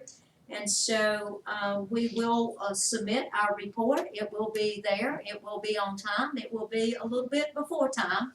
But thanks to our staff and others who've helped us gather that data, and Ron has led that effort, so I'm grateful to him. And then the last thing before pitching this to Ron, we are looking at use of our facilities. We're working with our attorneys in terms of the fee basis that's involved with that and all the legalities. We embrace our community using our facilities, but we're trying to better define the use of those facilities, what those fees look like, what our legal obligations are, and hopefully we'll be coming to you soon with that. But lots of work happening in the background as we're looking at use of our facilities and the legal obligations there. Ron is going to talk to us about academic report. And Ron has done lots of good work here, and he could probably talk to us from now to tomorrow night, but he's promised not to do that, so. I realize the hour is late, you have other business ahead of you, so I'm gonna fly like Swift Themistocles through this information. I do wanna get this information out to you and to our public, and so that it's something that we can begin talking about. It is important that I share this is unofficial data. Typically, we have official data at this point, but the state has embargoed that information until December. This is when the new school report cards are scheduled to come out. Maybe not, we'll see. But this is an unofficial local analysis that we put together. So not claiming that we're going to be to the number right, because the way the state calculates population is sometimes a little different. But this is our best guess at where we stand. And there's lots of good news here to share.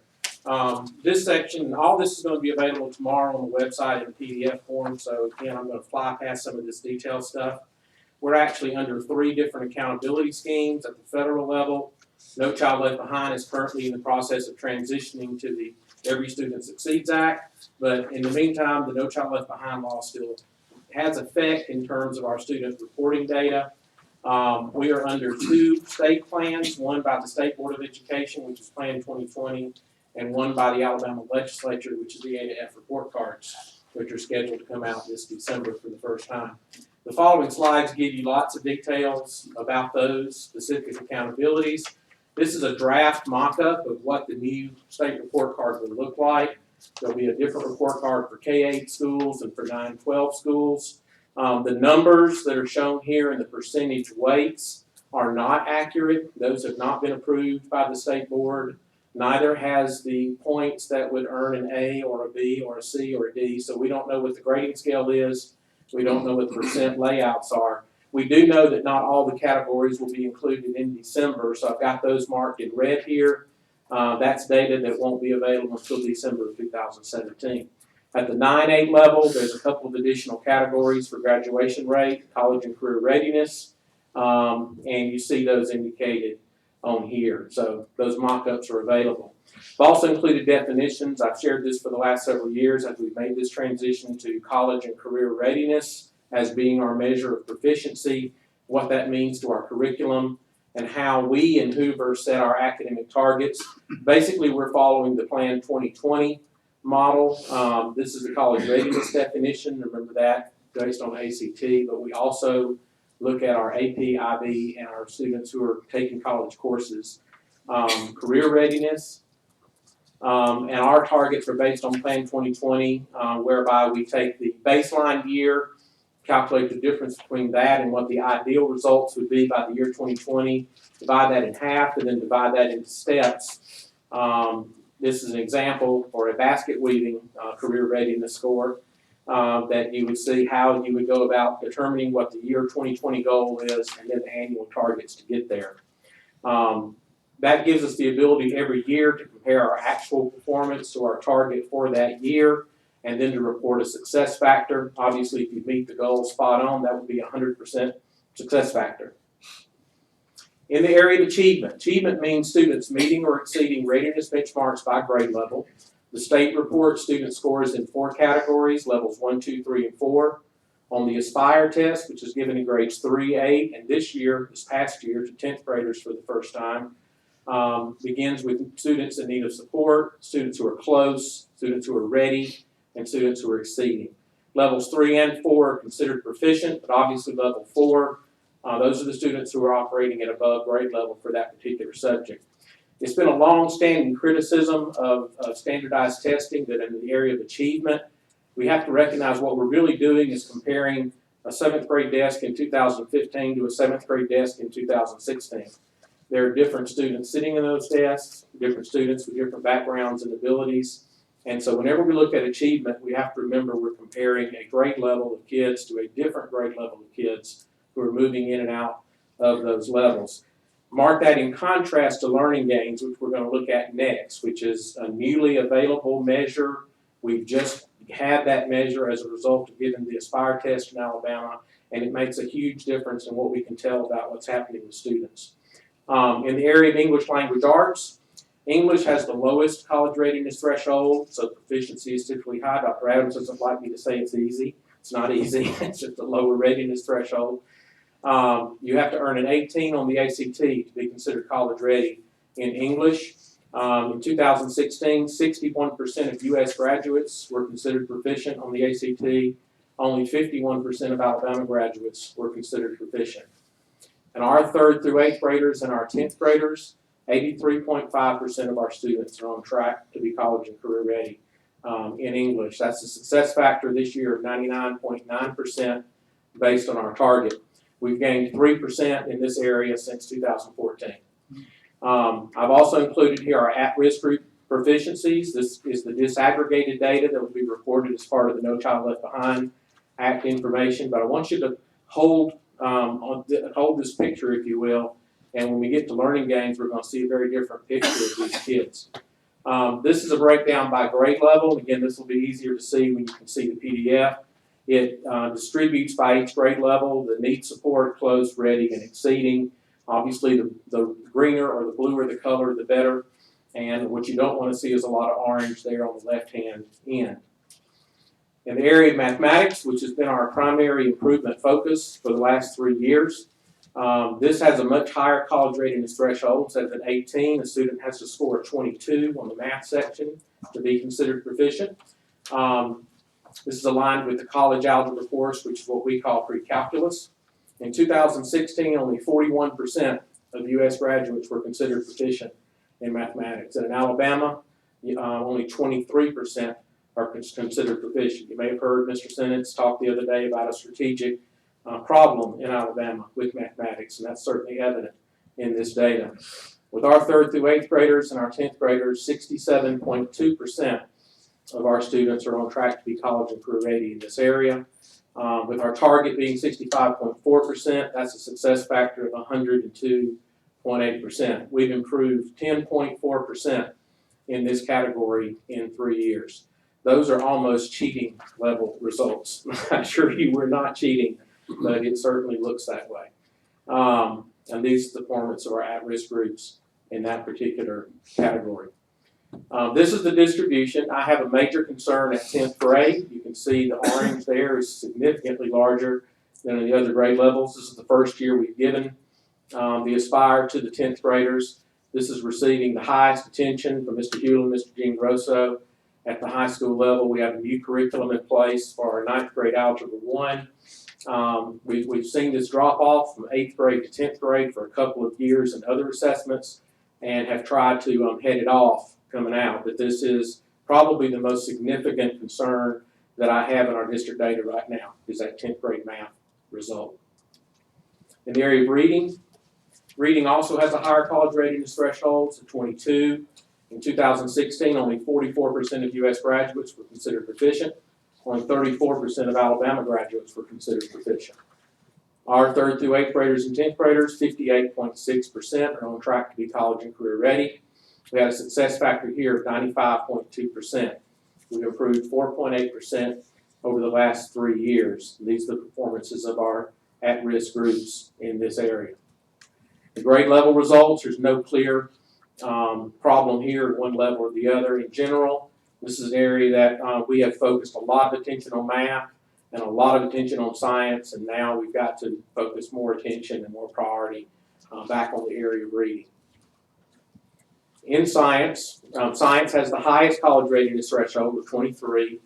Unfortunately, only 36% of U.S. graduates were considered proficient in 2016, and only 24%, 1 in 4 graduates in Alabama were considered proficient in science. Our 3rd through 8th graders, 57.1% are considered to be on track to be college and career ready. Success factor 98.5%. We've improved 3.8% in only 1 year of data in this category. And there's the performance of our at-risk groups in those categories. Grade level wise, 3rd grade and 10th grade are the biggest concerns there. And that's been given specific attention as we've begun implementing the new science curriculum this year.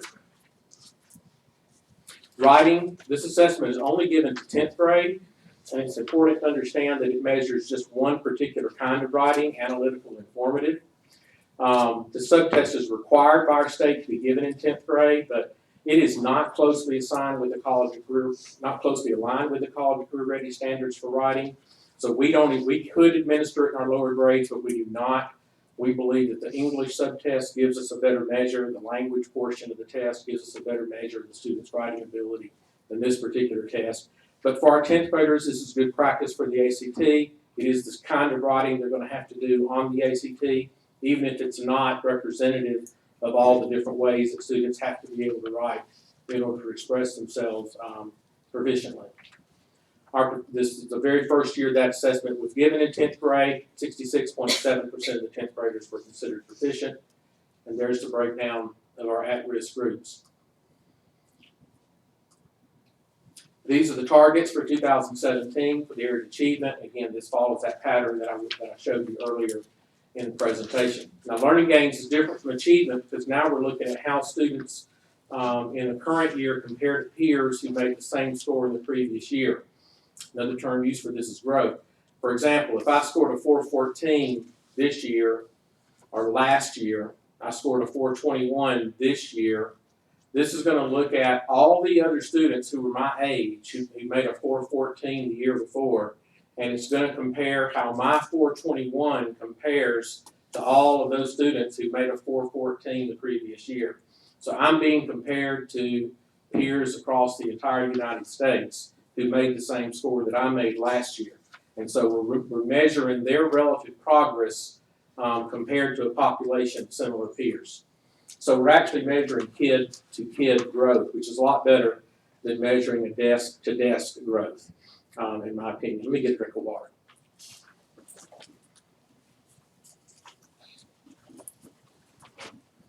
This is getting close to bedtime for me.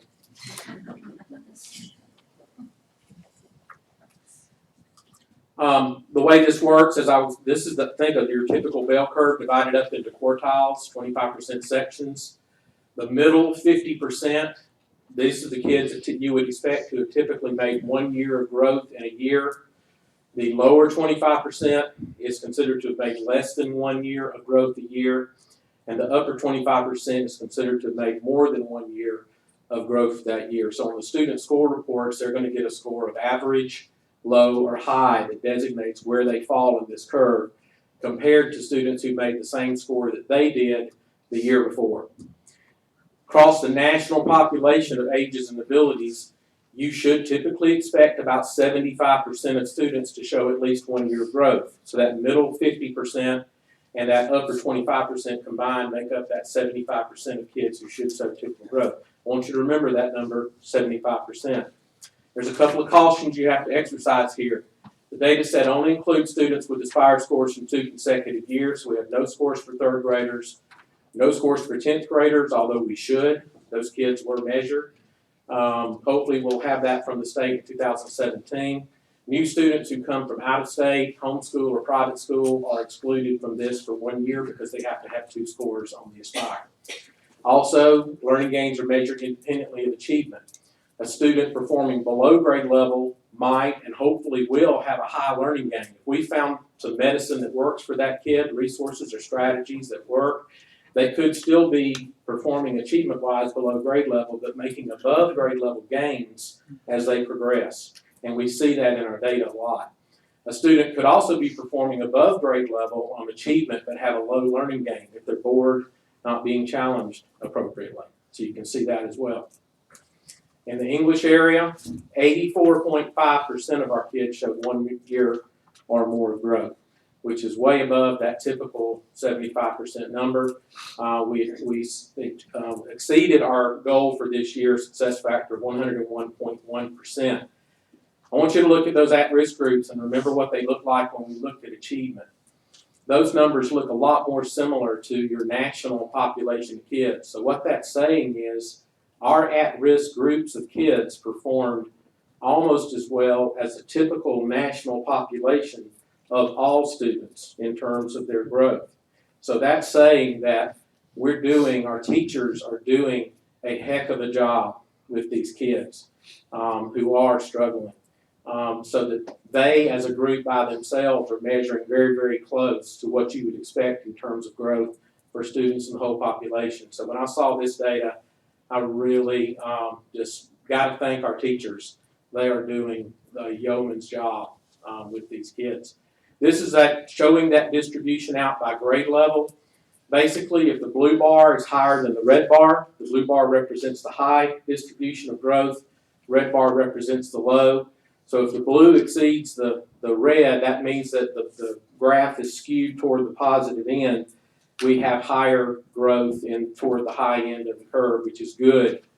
But in mathematics, 89.3% of our kids showed a year or more of growth. Success factor of 106.2%. We increased 7% in this one category in 1 year. And look at these at-risk numbers. This one's even better than the one before. Our English language learners matched the national population exactly in terms of expected growth. That's amazing. Despite the fact that their achievement is still very low, they're not considered college ready on grade level yet for the most part, but they're making typical growth and above that you would expect from a typical population, which is outstanding. And look at that distribution curve. Again, that's the kind of stuff that accusations of cheating are made from. And it is astounding to see the results. Reading, 82.2%, success factor of 101%. Again, very positive results in our at-risk kids and good positive skews across the grade levels. Science, baseline year for this one, we didn't have a goal to reach. But again, very, very positive scores from our kids and positive skews at every grade level. These are the targets for next year that we have to reach in order to reach our 2020 goal. Graduation rate, these are students who reach the required credits for graduation within 4 or 5 years of starting 9th grade. We have a 4-year cohort and a 5-year cohort. The reason they call it cohort is the minute a student starts 9th grade, the clock starts ticking. And they have 4 years to graduate at that point. Doesn't matter if they started 9th grade in Hoover City Schools or not. When they come to us, it's whenever they started 9th grade, wherever they started school. For 2016, the rate is that this is actually measured a year in arrears because we're still collecting data from the class of 2016 now. So that will be reported next year. So this is on the class of 2015. We have a 93.1% 4-year rate and a 95.6% 5-year rate on these kids.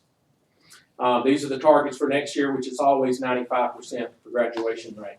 I thought it'd be interesting to look at who our non-graduates are in 2015. So we had about 7% of the kids not graduate by the 4th year, 2017. 3.5% or half of those students remained in school and re-enrolled as 5th-year seniors. I think that's good news. Yeah, they didn't graduate in 4 years, but they hung in there, they didn't quit, and most of those students, as we saw in the 5-year graduation data, did end up earning a diploma, and that's a victory for those kids' lives. Our special ed completers, those are students who stay with us till they're 21. That's a very small number. We do have students who simply disappear. They were with us in May, August, they don't show up, and we don't get withdrawal papers on them. Sometimes they leave the country, sometimes they move to another state. We don't necessarily always receive transcript requests, and so those are students who we simply can't document, and they count against us if we can't produce documentation of where they went. In terms of true dropouts, that was only 2.3% of that year.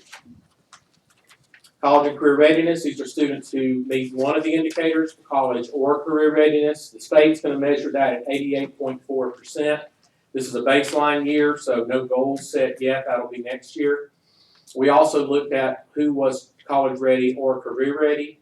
Out of our class, 85.1% met at least one of the college readiness indicators. Only 68.1% of our class met the career readiness indicators, and this requires some explanation. If you'll remember, we shared this with the board at the time that in 2015, unfortunately, our Spain Park High School seniors decided to schedule their skip day on the day of the ACT Work Keys test. So that skewed that data very, very badly. In terms of the targets for next year, these are our targets that we have for those different categories for next year. And finally, the ACT, in terms of data, this is the graduating class of 2016. I do want to remind the board this is the second year that almost all students in Alabama get to take the ACT in the 11th grade. It also includes our extended time kids, which were not included in previous score data sets. You see in 2014 and 2015, the jump in the number of kids that are taking tests, which is awesome in terms of the ability. But when we look at the data, we have to remember it's representing a different group of students. We see that drop. The green is Hoover City Schools, the red is Alabama, and the blue is the nation. So you do see that drop that occurred both in our data and in the state data in 2015 when we tested a much broader population of kids. You did not see that drop in the nation because only 16 states in the nation give the test to all students. This is how our kids did for each of the subtest categories compared to the state and national statistics. I also thought it was interesting because the big money college scholarships usually start around an ACT score of 28. We had 244 graduates in the class of 2016, 22%, who had a 28 or higher. And in terms of making a 36 on at least one area of the test, you see those numbers there. We had one student who scored a perfect 36, meaning they made a 36 in all 4 testing categories. Other info about the class of 2016 before we close the door on that very successful group of kids. 84% of them were accepted by at least one of their top 3 college choices. 45% of them received offers of college scholarships in the amounts you see below. 89% of them plan to attend a 2 or 4 year college. 4% joining the work or military. 7% expressing no plans. And finally, with the A to F report card, this is scheduled to come in December. There's still a lot about this we don't know. There is still some back and forth between the State Board of Education and the legislature at the moment as to whether it is the law in Alabama that it will happen, but there is some political back and forth going on with that. So I've got a big yellow speculation alert here, but I think it's really important that we look at what we believe these numbers will represent for us should they come to be.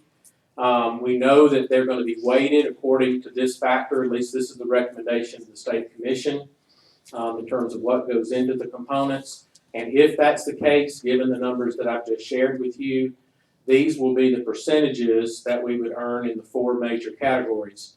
80.9% for achievement, 99.6% for learning gains, 93.6% for graduation rate, and 100% for the measure of local indicators. I have no idea what that will turn into in terms of a grade because we don't know what the grading scale will be. But whatever the points are and the weights are in the grading scale, I believe this represents an outstanding year for Hoover City Schools. I think it shows that our kids are punching above their weight when it comes to their learning gains.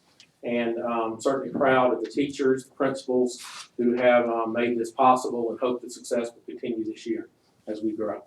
Thank you very much. Thank you. Thank you, Dr. Dodson. Dr. Murphy, any other information or reports? No, sir. Our next regular scheduled board meeting will be on November the 14th at 5:30 p.m. here at Central Office. The board will now convene into executive session. Dr. Murphy, do you have a statement?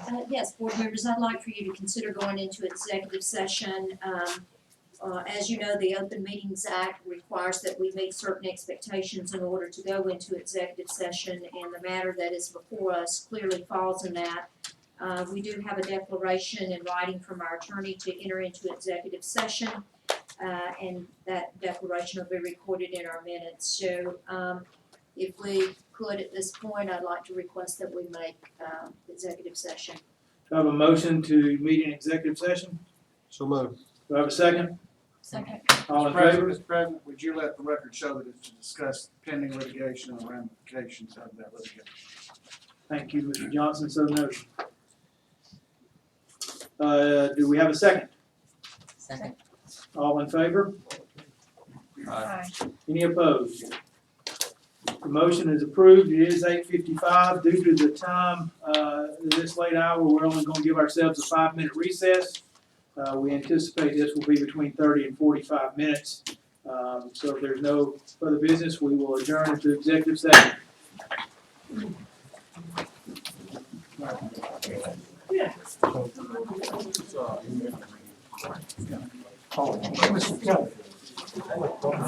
already read They're 40. I know. It's going.